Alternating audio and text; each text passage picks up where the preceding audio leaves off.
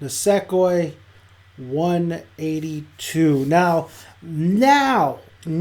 we know the reason why Tachibana transferred, and that is because she made a pact with her mother and her father. Her father doesn't have no say though.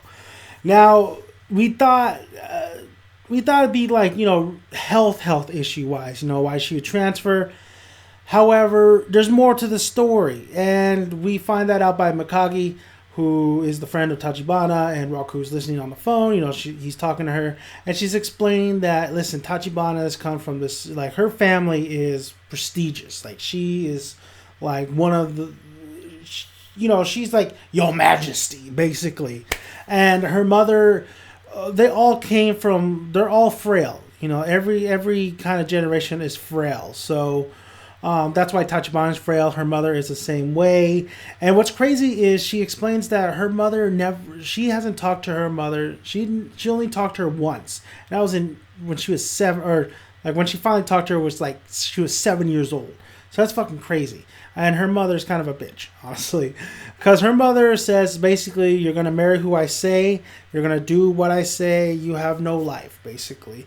So she makes a pact. She met Raku when she's a kid, so she makes a pact with her. Her father kind of like, edges the mom along, like, listen, just, let her daughter do this. And the pact is basically she either pretty much has to convince Raku to basically marry her, and because she has the freedom to choose who she wants to marry. If not, and he rejects her, she has to marry whoever her mother pretty much picks, and that's like a 40-year-old businessman.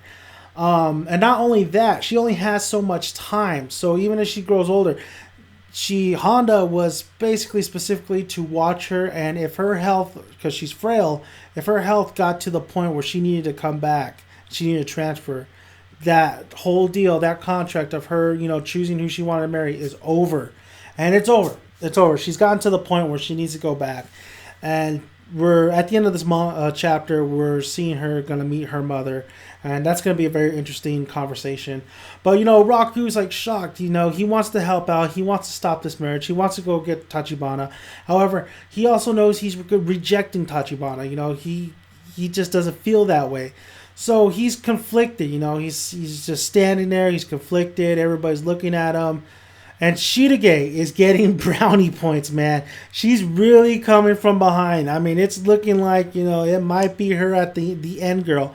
But because she comes, and even though she used forceful violence, she smacks the shit out of Raku and says, get your shit together. You're normally not like this. No hesitation. You would go rescue Tachibana.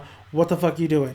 And that's exactly what, Raku appreciates that. And Onodera is like, fuck, man, I was too slow. And she's worried. She's worried, because Shirage is getting those brownie points. And, of course, Yune comes in, hears all the whole conversation, and says, okay, that's all right. I got you guys' passes. Go get your girl. Bring her back. And that's pretty much the rest of the chapter until next time, until we see Tachibana talk to her mother.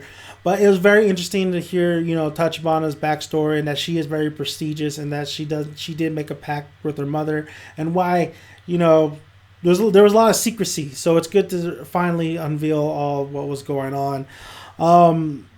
Raku's gonna reject her, but I'm interested to see how it all plays out. I'm interested how the wedding is stopped because she's getting married, I believe, like tomorrow or whatever.